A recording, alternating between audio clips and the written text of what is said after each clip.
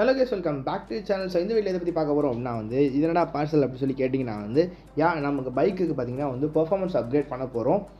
Performance upgrade அப்படின்னா பெருசாக லெவலில் எதிர்பார்க்காதீங்க. ஒரு சின்ன அப்கிரேட்னா என்னென்னா, நம்மளோட வண்டியில் டார்க் அதிகமாக இருக்கும், பட் டாப் ஸ்பீட் கம்மியாக இருக்கும். அப்போ என்ன ஆகும் பார்த்திங்கன்னா நம்ம ஒரு ஹைவேல க்ரூஸ் பண்ணிகிட்டு இருக்கோம், ரைட் போயிட்டுருக்கோம் அப்படின்னா நமக்கு அந்த ரிலாக்ஸ்டான ஒரு ரைடிங் கிடைக்காது. என்ன அப்படின்னா ஒரு 100 கிலோமீட்டர்ஸ் இல்லை 120 km/h க்ரூஸ் பண்ணுறோம் அப்படின்னா நம்ம இன்ஜின் கொஞ்சம் ஸ்ட்ரெஸ் லெவல் ஒரு 5000 RPM 4800 RPMல போயிட்டு இருக்கும். ஸோ அது என்ன பண்ண போகிறோம் அப்படின்னா இந்த மாதிரி ஃப்ரண்ட் ஸ்ப்ராக்கெட்டோட டீத்தை அப்கிரேட் பண்ணுறதுனால பார்த்திங்கன்னா டார்க்கு கொஞ்சம் கம்மியாகும். அதே நேரம் டாப் எண்ட் பார்த்திங்கன்னா நல்லா இன்க்ரீஸ் ஆகும். நம்மளோட வண்டியில் பார்த்திங்கன்னா 15 டீத் வரும். 15 அதாவது 15 பல்லு இந்த மாதிரி வரும். பட் நம்ம இப்போ என்ன பண்ண போகிறோம் அப்படின்னா 16 டீத்தை அப்கிரேட் பண்ண போகிறோம். ஸோ 16 டீத் அப்கிரேட் ஆச்சு அப்படின்னா நிச்சயமாக ஒரு 300 RPM கம்மியாகும். இப்போ ஒரு வண்டி 100 km/h நம்ம வண்டி 4000 RPMல போகுது அப்படின்னா 3700 800 போகுங்க. ஸோ இவங்க பார்த்திங்கன்னா கிட்டத்தட்ட வாரண்டியும் கொடுத்துருக்காங்க. ஸோ பிரச்சனை கிடையாது. எதுவும் ப்ராப்ளம்னா கூட நம்ம ரிட்டர்ன் பண்ணி இது பண்ணிக்கலாம், ரீப்ளேஸ் பண்ணிக்கலாம். இது எங்கே வாங்கினேன்னு பார்த்தீங்கன்னா ஸ்ட்ரீட் சி அப்படின்னு சொல்லி ஒரு இன்ஸ்டாகிராம் பேஜில் தான் வாங்கினேன். அவங்க பார்த்தீங்கன்னா கிட்டத்தட்ட இது ஒரு 1800 சம்திங் வச்சு நினைக்கிறேன். 1000 மொத்தமாக சேர்த்து கிட்டத்தட்ட 2K வந்துச்சுங்க. சரி, ஓகே, நம்ம வாங்கிடலாம் சொல்லி வாங்கிட்டேன். இப்போ பார்த்தீங்கன்னா இதை அப்கிரேட் பண்ண கிளம்பிக்கிட்டு இருக்கோம். போயிட்டு நம்ம என்னலாம் பண்ண போகிறோம் அப்படின்னா இன்றைக்கி போகிறோம்ல சொல்கிறேன். ஸோ அதுக்கு முன்னாடி பார்த்தீங்கன்னா இந்த சேனலுக்கு நீங்கள் புதுசாக இருந்தீங்க சப்ஸ்கிரைப் பண்ணிக்கோங்க, பெல் ஐக்கன் பண்ணுங்க. ஸோ என்ன சேனல் நியூ வீடியோ அப்டேட் பண்ண அப்படின்னா நோட்டிஃபை ஆகும். ஹெல்ப்ஃபுல்லாக இருக்கும், ஃபன்ஃபுல்லாக இருக்குறாங்க. ஸோ வாங்க வீடியோக்குள்ளே போகலாம்.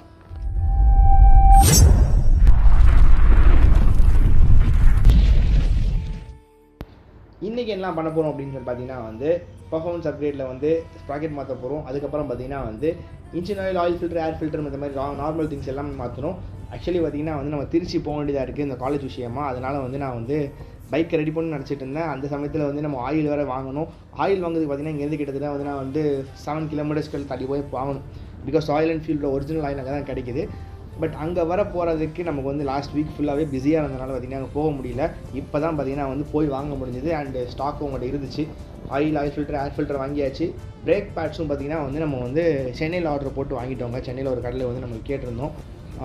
நமக்கு ஏற்ற மாதிரி ப்ரைஸில் வந்துச்சு. Because same front brake pads பார்த்திங்கன்னா கொஞ்சம் காஸ்ட்லியாக நம்ம சைடில் கிடச்சிது. பட் அவங்கள்ட்ட கொஞ்சம் சீப்பாக இருந்ததுனால கொஞ்சம் வாங்கிட்டேன். அது same brand but slightly lesser price. So அதனால் அங்கே ஆர்டர் பண்ணி வாங்கிட்டேன். அதுவும் இவ்வளோ நாள் கிட்டத்தட்ட பார்த்திங்கன்னா 3 days ஆகிடுச்சு அது வரதுக்கும். அதனால் எல்லாத்தையும் கரெக்டாக மேட்ச் பண்ணி இன்றைக்கி கரெக்டாக கிளம்புவோம் சொல்லி இன்றைக்கி கிளம்பிட்டோங்க. இந்த ஸ்ப்ராக்கெட்டும் பார்த்திங்கன்னா லாஸ்ட் வீக் ஒரு ஃப்ரைடே கிட்டே நமக்கு வந்துச்சுன்னு நினைக்கிறேங்க. ஸோ இன்றைக்கி மண்டே நம்ம இன்றைக்கி போய் அப்கிரேட் பண்ணலாம் சொல்லி போய்கிட்டு இருக்கோம். நானும் கால் பண்ணி மெக்கானிக்கிட்ட சொன்னேன், ப்ரோ இந்த மாதிரி வரேன் ப்ரோ அப்படின்னேன். ஓகே ப்ரோ வாங்க, நான் ஃப்ரீயாக தான் இருக்கிறேன், பண்ணி கொடுத்துடலாம், ஒரு 1/2 மணி நேரத்தில் முடிச்சிடலாம் அப்படின்னு சொல்லி நினச்சிருக்காங்க.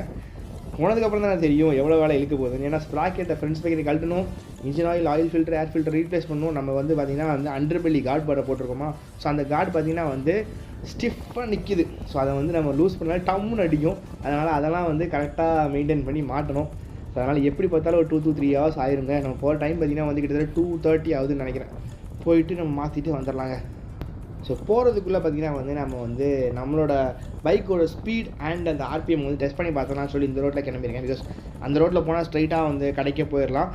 நம்ம இந்த ரோட்டில் போய் நம்ம ஹைவே ஏறி நம்மளோட பைக்கோட அந்த ஸ்பீடு எப்படி இருக்குது, என்ன RPM என்ன ஸ்பீட் போகுதுன்னு சொல்லி உங்களுக்கு காட்டிட்டேன்னு வச்சுக்கோங்க. நம்ம அப்கிரேட் பண்ணதுக்கப்புறம் அது ஈஸியாக இருக்கும். நமக்கு இந்த இவ்வளோ RPM கம்மியாகுது இல்லைனா இவ்வளோ RPM கூடுதுன்னு சொல்லி தெரிஞ்சிடும். டீத்ஸை பொறுத்த வரைக்கும் நம்ம ஸ்ப்ராக்கெட்டை ஃப்ரண்ட் ஸ்ப்ராக்கெட்டை பொறுத்த வரைக்கும் பார்த்திங்கன்னா ஒரு டீத் கம்மி பண்ணோம் அப்படின்னா பயங்கரமான டார்க் இருக்கும். ஸோ இனிஷியல் பிக்கப் நல்லா செமையாக இருக்கும். த்ராட்டில் கொடுத்தோன்னு ரெஸ்பான்ஸ் செமையாக இருக்கும். அதே நேரம் ஒரு டீத்தை இன்க்ரீஸ் பண்ணுறோம் அப்படின்னா டாப் அண்ட் சூப்பராக இருக்கும். அதே மாதிரி பார்த்திங்கன்னா அந்த ஹைவே க்ரூசிங்கு செமையாக இருக்கும். சரிங்க, அந்த மொபைல் ஹோல்டர் வேறு கரெக்டாக ஸ்பீட் ஆஃப் மறைக்கிற மாதிரி வச்சுருக்கிறோம். இது எப்படியாவது வச்சா எப்படி தெரியும்? இது ஓகேவா? இல்லை RPM தெரியணுங்களா? இருங்க, RPM தெரியணும். ஸ்பீடு மட்டும் தெரிஞ்சால் பார்த்தாதுல்ல. இப்படி இருந்தால் கரெக்டாக இருக்கும். இல்லை அப்படி திருப்பி வச்சிட்டோன்னு வச்சுக்கோங்களேன், அந்த ஒயர் மேலே போயிடும். சரிங்க, கமான். இதை வைக்கிறதுக்குள்ளே பெரும்பாடாக இருக்குது. ஏன்னா அந்த இடத்துல வச்சோன்னு வச்சுக்கோங்களேன் பொசிஷன் சூப்பராக இருக்குங்க. ஸோ இப்போ ஃபஸ்ட் கியர் போட்டு மூவ் பண்ணலாம். RPM மட்டும் பாருங்கள் எவ்வளோ தூரத்துக்கு நம்ம க்ரூஸ் பண்ணுறோம். ஃபஸ்ட் கியரில் பார்த்தீங்கன்னா கிட்டத்தட்ட 70 போன்னு நினைக்கிறேன் நம்ம வண்டி. செகண்ட் கியரில் ஒரு 100 போன்னு நினைக்கிறேன். பார்த்துடலாம்.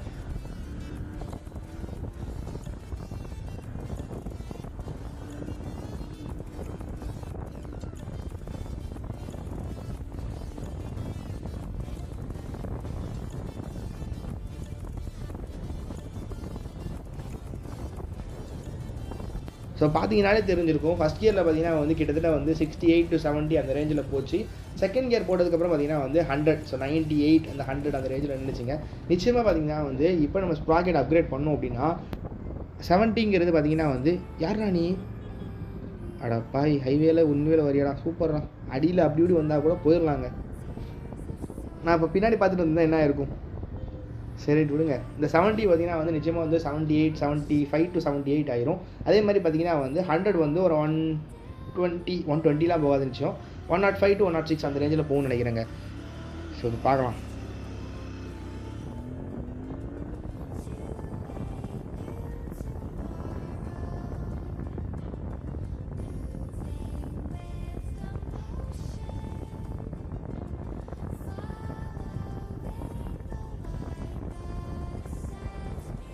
இதில் பார்த்தீங்கன்னாலே தெரியும். பார்த்தீங்கன்னா 100ல் க்ரூஸ் பண்ணால் வந்து கிட்டத்தட்ட வந்து 4200 அந்த ஆர்பிஎம்மில் போய்கிட்டு இருக்குங்க. நிச்சயமாக வந்து நான் வந்து ஸ்ப்ராக்கெட் அப்கிரேட் பண்ணதுக்கப்புறம் வந்து 3750 3800 அந்த ரேஞ்சில் போகும்னு நினைக்கிறேன். அதே மாதிரி 120லாம் க்ரூஸ் பண்ணோம் அப்படின்னா வந்து நிச்சயமாக வந்து ஒரு 5000 ஆர்பிஎம் போயிடும்னு நினைக்கிறேங்க. ஸோ 5000 ஆர்பிஎம் போச்சு அப்படின்னா வந்து நமக்கு கொஞ்சம் இன்ஜின் கொஞ்சம் ஸ்ட்ரெஸ்ஃபுல்லாக இருக்கும். அதே மாதிரி பார்த்தீங்கன்னா வந்து இந்த ஸ்ப்ராக்கெட் அப்கிரேட் பண்ணுறதுனால வந்து நிச்சயமாக இன்ஜினோட ஸ்ட்ரெஸ்ஸை கம்மி பண்ணாலே நமக்கு ஃபியூல் எஃபிஷியன்சி கொஞ்சம் கூடியும். ஸோ நிச்சயமாக வந்து பார்த்தீங்கன்னா வந்து இந்த sprocket upgrade front sprocket upgrade பண்ணுறதுனால 16 teeth அப்கிரேட் பண்ணுறதுனால பார்த்தீங்கன்னா வந்து நமக்கு வந்து டாப் எண்ட் வந்து நல்லா இன்க்ரீஸ் ஆகி கொடுக்கும். ஸோ ரிலாக்ஸ் ரைடிங் இன் ஹைவே. அதுக்கப்புறம் பார்த்தீங்கன்னா ஃபியூல் எஃபிஷியன்சி கொஞ்சம் கூடும்னு சொல்லி நினைக்கிறேன். ஸோ அது வந்து நிச்சயமாக வந்து நம்ம ஃபியூச்சர் ரைட்ஸில் வந்து நிச்சயம் தெரியும் நமக்கு. நீங்கள் அப்கிரேட் பண்ணுறோம் அப்படின்னா வந்து நிச்சயம் நாளைக்கு நாளை கழிச்சு நான் வந்து திருச்சி போனாலும் போகலாம். இல்லை அப்படின்னா வந்து இன்னொரு ரைடு இருக்குது. ஸோ அதையும் பிளான் பண்ணிக்கிட்டு இருக்கேன். பார்த்தீங்கன்னா அப்போவே நமக்கு தெரிஞ்சிடும் எந்த ஃபியூல் எஃபிஷியன்சி எப்படி இருக்குன்னு சொல்லிங்க.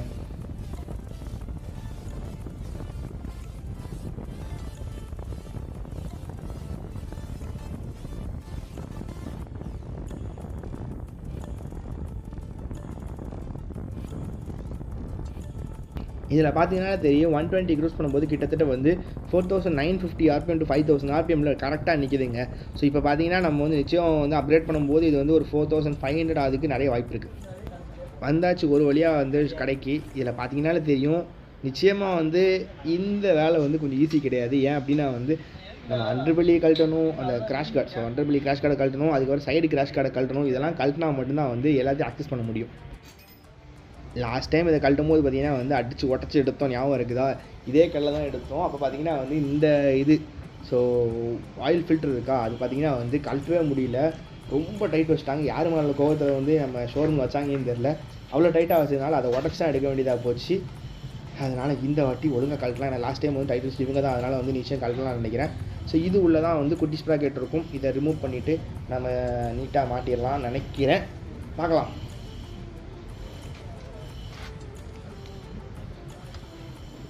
கீழே இருக்கிற போல்ட் இருக்கா, இந்த போல்ட்டை கழட்டினா நமக்கு வந்து ஆயில் ரிலீஸ் ஆயிரும். கீழே ஒரு போல்ட்டு அதே தான், இந்த போல்ட்டு தாங்க. இந்த போல்ட்டு நம்ம கழட்டினோம் அப்படின்னா வந்து ஆயில் ஃபுல்லாக வெளியே வந்துடும். அதுக்கப்புறம் புது ஆயிலை வந்து ஆயில் ஃபில்டரை மாட்டிட்டு, ஆயில் ஃபில்டர் லைட்டாக கொஞ்சோண்டு ஆயிலை ஊற்றிட்டு மாட்டி விட்டுட்டு ஆயிலை ஃபில் பண்ணிட்டா ஆயில் சேஞ்ச் முடிஞ்சது. அதுக்கப்புறம் ஸ்ப்ராக்கெட் சேஞ்சு, அதுக்கப்புறம் பார்த்திங்கன்னா வந்து நம்ம வந்து பிரேக் பேட்ச், ஸோ பிரேக் பேட்ச்சும் சேஞ்ச் பண்ண வேண்டியதாக இருக்குது. ஸோ இந்த வாட்டி கலண்டரும் நினைக்கிறேன் போராடி தான் கழட்ட வேண்டியதாக இருக்குதுங்க. அப்பா மூவ் ஆகிடுச்சுங்க. லாஸ்ட் டைம் இது மூவ் ஆகவே இல்லை, அதனால் அடித்து உடச்சி தான் எடுக்க வேண்டியதாக இருந்துச்சு. பட் இந்த வாட்டி ஈஸியாக மூவ் ஆகிட்டு ஒரு வழியாக கழட்டியாச்சு. கட்டினதுக்கப்புறம் தான் யோசிக்கிறோம் என்னென்னா வந்து ஆயிலில் உள்ளது எடுக்கவே இல்லைங்க. நாங்கள் டேரெக்டாக ஃபில்டரே கழட்டியாச்சு ஃபஸ்ட்டாக. சரி இப்போ வந்து ரிமூவ் பண்ணோம் அப்படின்னா 2 சைடு ஒழுகிட்டு இருக்கும், கரெக்டாக வைக்க முடியாது. அதான் சொன்னேன், சரி ஓகே ப்ரோ பார்க்கலாம் அப்படின்னு சொல்லியிருக்காங்க. இதை கழட்டி பார்த்துட்டு உள்ள ஆயில் எவ்வளோ வருதுன்னு பார்ப்போம். பிகாஸ் இது கொஞ்சம் மேலே தானே இருக்குது, ஆயில் எப்படினாலும் கொஞ்சம் லெவல் கீழே இருக்கும்னு நம்புகிறோம். பார்க்கலாம்.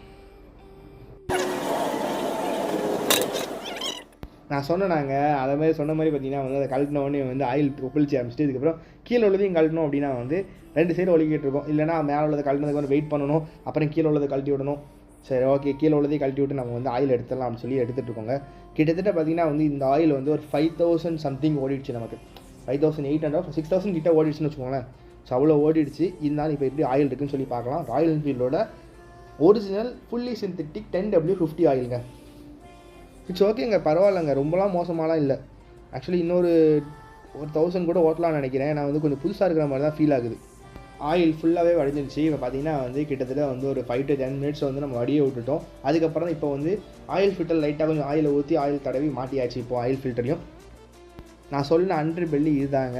இதை மாட்டுறது தான் பெரும் பாடு. ஏன்னா வந்து கீழே வந்து ப்ரெஷர், அதாவது வந்து எல்லா அண்டர்பெல்லியும் பார்த்தீங்கன்னா வந்து கொஞ்சம் ஹார்ட் மெட்டலில் பண்ணியிருப்பாங்க. அது வந்து நல்லா வளைஞ்சு நீட்டாக அதுக்கு தக்கன வச்சுருப்பாங்க. பட் இது பார்த்தீங்கன்னா வந்து கீழே வந்து கொஞ்சம் வளையாமல் நேராக இருக்கிற மாதிரி ஸ்டிஃபாக இருக்கிற மாதிரி ஃபீல் ஆச்சு. அதனால் பார்த்தீங்கன்னா வந்து இழுத்து பிடிச்சி தான் மாட்டியிருக்கோம் நாங்கள். இப்போ இதுதான் நான் சொன்ன ஸ்ப்ராக்கெட்டு. பார்த்தீங்கன்னா ஸ்ட்ரீட் சி குட்டியாக இருக்கு, ஆனால் ஒல்லியாக இருக்கிற மாதிரி ஃபீல் ஆகுதுங்க. ஆயில் ஊற்றுறதுக்கு முன்னாடி பார்த்தீங்கன்னா வந்து நம்ம வந்து டிஸ்க் பேடை மாற்றிடலாம் சொல்லி டிஸ்க் பேடை மாற்றிட்டு இருக்காங்க. பார்த்தீங்கன்னா தெரியும், நம்ம வாங்கியிருக்க டிஸ்க் பேட் பார்த்தீங்கன்னா ரெட் கலரில் இருக்குது. ரெட் கலர்லனா வந்து 66 BHP அப்படின்னு சொல்லி பிராண்ட்லேருந்து வாங்கியிருக்கேன். பார்க்க அழகாக இருந்துச்சு. உண்மையை சொல்ல போனால் வந்து நான் வந்து சத்தியமாக வந்து இந்த பிரேக் பிடிக்குமா பிடிக்காதா அப்படின்னு சொல்லி அதெல்லாம் பார்த்துவாங்களே, செராமிக் பேடா, அந்த பேடா, இந்த பேடா, சிந்தர் பேடா, கலர் அழகாக இருந்துச்சு. சரி ஆர்டர் போடுவோம், கலர் நல்லா இருக்கிற ஆர்டர் போடுவோம் பார்த்தோம். ஸோ இது வந்து ஒரிஜினல் பிரெம்போவோட கேலிப்பர். ஸோ பிரெம்போவோட பிரேக்ஸு இன்னும் கொஞ்சம் தான் இருக்குது. ஏற்கனவே பார்த்தீங்கன்னா டேமேஜ் எவ்வளோ ஆயிருக்கு பார்த்தீங்களா. இந்த டேமேஜ் நாங்கள் இப்போ கழட்டும் போது ஆகலை, ஏற்கனவே இது ஆயிடுச்சு. அதோடு தான் இவ்வளோ நாள் ஓட்டிகிட்டு இருந்துச்சு. ஏன்னா வந்து பார்த்தீங்களா ஒரு கல் வந்து பட்டிருக்குன்னு நினைக்கிறேன். அந்த கல்லை போட்டு உரசு தள்ளி இருக்குது. நம்மளோட டிஸ்கில் எப்படி இருக்குன்னு தெரில. ஆமாம், டிஸ்க்லேயும் ஒரு அடி விழுந்திருக்கு, வசமாக விழுந்திருக்கு போலுக்கு.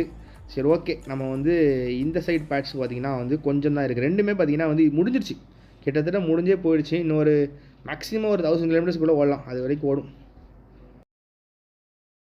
சரி, மாட்ட வேண்டியதெல்லாம் மாட்டி முடிச்சாச்சு. இப்போ பார்த்தீங்கன்னா வந்து ஆயிலை ஊற்றிடுவோம் ஸ்ப்ராக்கெட் மாற்றுறதுக்கு முன்னாடி சொன்னாங்க. ஏன்னா திடீர்னு நம்ம ஸ்ப்ராக்கெட் மாட்டின உடனே கை நமக்கு ஆன் பண்ண தான் போகும். ஒரு ஆன் பண்ணி விடுங்க அப்படின்னு சொல்லி ஆன் பண்ணிடுவோம். ஆன் பண்ணதுக்கப்புறம் தான் யோசிப்போம் ஐயா ஆயில் ஊற்றலேன்னு. அதனால் பார்த்தீங்கன்னா முதல்ல ஆயிலை ஊற்றிடுவோம் சொல்லி ஆயில் ஊற்றுறதுக்காக எடுத்துட்டோம். இதில் பார்த்தீங்கன்னா வந்து 10W50 ஃபுல்லி சிந்தட்டிக் ராயல் என்ஃபீல்டர் லிக்யூகன்னு சொல்லி பிராண்டோட ஆயில் தாங்க நம்ம ஊற்றுறோம். என்கிட்ட நிறைய பேர் வந்து சஜஸ்ட் பண்ணது பார்த்தீங்கன்னா வந்து நீங்கள் வந்து மோட்டோல் யூஸ் பண்ணுங்கள், லிக்யூமால் யூஸ் பண்ணுங்கள், ஏன் கேஸ்ட்ரால் யூஸ் பண்ணுங்கள் ப்ரோ சொல்ல. கேஸ்ட்ரால் எனக்கு ரொம்ப பிடிக்கும். பிகாஸ் கேஸ்ட்ராலில் பார்த்தீங்கன்னா வந்து ஹீட் ஜென்ரேஷன் கொஞ்சம் கம்மியாக இருக்கும். ஏன்னா ஃபர்ஸ்ட் இந்த வண்டிக்கு பார்த்தீங்கன்னா கேஸ்ட்ரால் தான் ஊற்றினேன். அப்போ பார்த்தீங்கன்னா அந்த ஹீட் ஜென்ரேஷன் வந்து கம்மியாக கிடச்சிது. அதுக்கப்புறம் எனக்கு கேஸ்ட்ரால் வந்து பெருசாக வந்து எங்கள் ஊரில் கிடைக்கல, அதனால் அப்படியே விட்டாச்சு. அதை மோட்டோவில் பொறுத்த வரைக்கும் பார்த்தீங்கன்னா வந்து லைஃப் ஸ்பேன் ரொம்ப கம்மியாக இருக்கிற மாதிரி எனக்கு ஃபீல் ஆகுது. அதனால் மோட்டோல் வந்து எனக்கு வந்து அவ்வளோ இது இன்ட்ரெஸ்ட்டும் இல்லைங்க.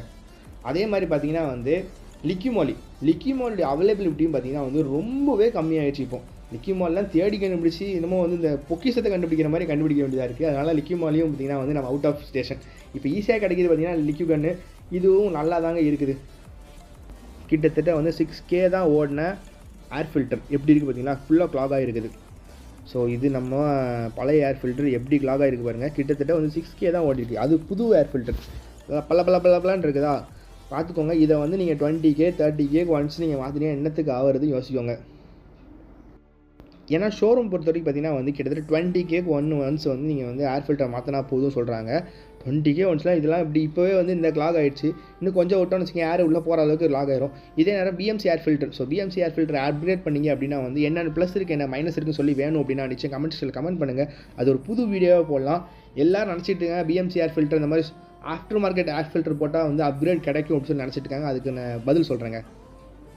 ஸோ இதுதான் நம்ம வந்து ஓல்டு ஸ்ப்ராக்கெட்டு. ஆனால் ரெண்டு சைடு பார்த்தீங்கன்னா வந்து இன்னும் ரப்பர் இருக்கிற மாதிரி ஒரு ஃபீல் ஆகுதுங்க எனக்கு. இங்கேருந்து பார்த்தாலே தெரியுது இங்கே ரப்பர் இருக்கிற மாதிரி ஃபீல் ஆகுது. பட் இதில் வந்து ரப்பர் எதுவுமே இல்லை, சும்மா சப்பட்டையாக இருக்குது. தெரியல, பார்க்கலாம். ஏன்னா கீழே வந்து ரப்பர் மாதிரி கொடுத்துருக்காங்க, இதில் வந்து வெறும் வந்து இரும்பில் ஸ்ப்ராக்கெட் இருக்கிற மாதிரி தான் இருக்குது. நம்மால் இதில் வந்து ப்ரோ என்னோடய கன்லாம் பவர் இருக்காது ப்ரோ, கழட்ட முடியாது ப்ரோன்னாரு. பொட்டுன்னு போட்டால் பட்டுன்னு வந்துட்டுங்க. சட்டுன்னு பார்த்தீங்கன்னா வந்து லைட்டாக தான் பவர் கொடுத்தாரு. பவர் கொடுத்தது பார்த்தீங்கன்னா சருன்னு அந்த போல்ட் வெளியே வந்துட்டு. அதான் சிரிச்சேன், ப்ரோ என்ன ப்ரோ நீங்கள் தான் சொன்னீங்க என்னமோ வந்து கரெக்டாக கஷ்டம், வேறு கன்று வாங்கணும், டார்க் அதிகமாக இருக்கும், Royal Enfield bro 650cc bro, power கூட ப்ரோ அப்படின்னீங்க அப்படின்னு. தெரில ப்ரோ ஈஸியாக வந்துட்டு ப்ரோ அப்படிங்கிறாரு.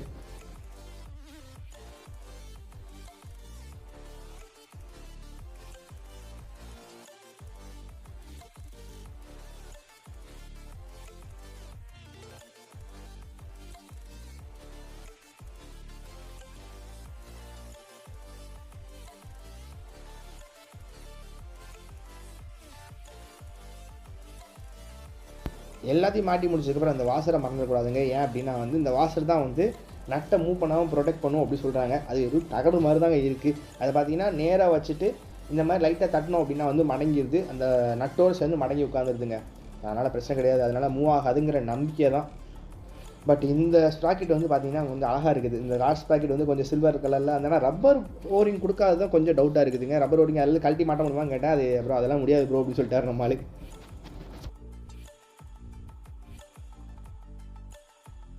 ஒரு வழியாக மாட்டி முடிச்சாச்சுங்க. கிட்டத்தட்ட பார்த்தீங்கன்னா டைம் பார்த்தீங்கன்னா வந்து 7 கிட்ட ஆயிடுச்சு. நான் எக்ஸ்பெக்ட் பண்ணது பார்த்தீங்கன்னா வேறு, இப்போ நடந்தது வேறு. அரை மணி நேரத்தில் முடிச்சு தரேன் அப்படின்னு சொன்னாங்க. பட் இப்போ பார்த்தீங்கன்னா வந்து டைம் கிட்டத்தட்ட வந்து 7:15 ஆயிடுச்சு. இதுக்கப்புறம் பார்த்தீங்கன்னா வீடியோ எடுத்தாலே வந்து மொக்கையாக தான் இருக்கும். அதனால் நாளைக்கு மார்னிங் பார்த்தீங்கன்னா வந்து இந்த வண்டியை ஹைவே எடுத்து பார்த்து எப்படி இருக்குன்னு சொல்லி ஸ்பீடை பார்த்துட்டு சொல்கிறேங்க. இன்ஜின் ஸ்ட்ரெஸ் ஆகுதா என்ன அப்படின்னு சொல்லி நம்ம பார்த்துடலாம் நெக்ஸ்ட் வீடியோவில். ஸோ இந்த வீடியோ நான் இதோட முடிச்சுக்கிறேன். ஸோ இந்த வீடியோ உங்களுக்கு பிடிச்சிருந்தா லைக், ஷேர், கமெண்ட் பண்ணுங்கள் அண்ட் மறக்காமல் சப்ஸ்கிரைப் பண்ணுவீங்க. Thank you guys.